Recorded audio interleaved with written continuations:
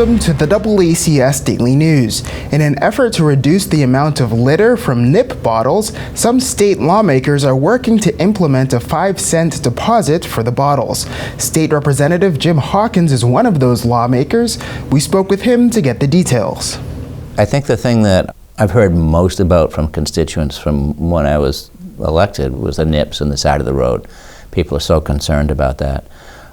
There was a bill last year that Representative Hunt filed that was very successful. I was on the panel that listened to the hearing, and I was sure that there was going to be retailers or recyclers or somebody saying opposing it, and not a single person opposed it. The testimony was unanimously in support. I'm pretty confident that the bill would have passed last year, but of course COVID happened in late spring. We're on a 2-year cycle, and that kind of killed any chances. We had to deal with a $6 billion revenue shortfall, a lot of COVID-related emergencies, so that killed a whole lot of bills, including that one, which was kind of sad. So I refiled the bill this session. Together I co-filed it with Representative Lewis from Framingham, who, with this little strategy here, he has a good reputation in the House. So the benefit to this bill is it's a 5-cent deposit on the NIPS bottles, because they're everywhere. I make a post on Facebook. I just go out to the end of my driveway anytime you want, and there's 2 or 3 right at the gutter. I don't even have to leave my driveway to see them. They're just everywhere.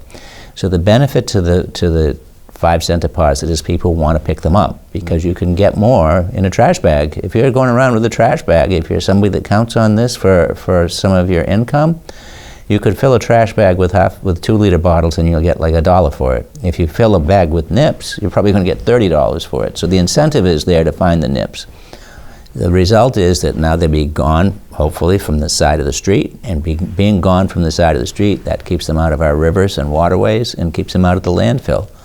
I mean, ideally we wouldn't even have plastic containers, but that's a much bigger problem. This takes care of the immediate problem. I think we kind of think if it doesn't affect us, then it doesn't affect anybody, but there's a significant portion of the population that's vulnerable, low income, and this matters to them to have this available. We see that in the length of the food lines. We see that in the number of homeless. There's a growing segment, including younger people and senior citizens who are very vulnerable and in need of everything they can get. The public website is malegislature.gov, and you can look up, if you don't remember the bill number, you can look it up under my name as the deposit on the NIPS, and then you can plug it into bills, and that will tell you where it is in committee. Every bill that's filed gets a public hearing. You can either sign up to testify in person, or if you just send in written testimony, how this affects you, what's in front of your house. Whatever, you can write a testimony to that effect, and I can assure you that those do get read. I'm on the committee, I've read all of those testimonies. It isn't like it goes into a deep, dark hole.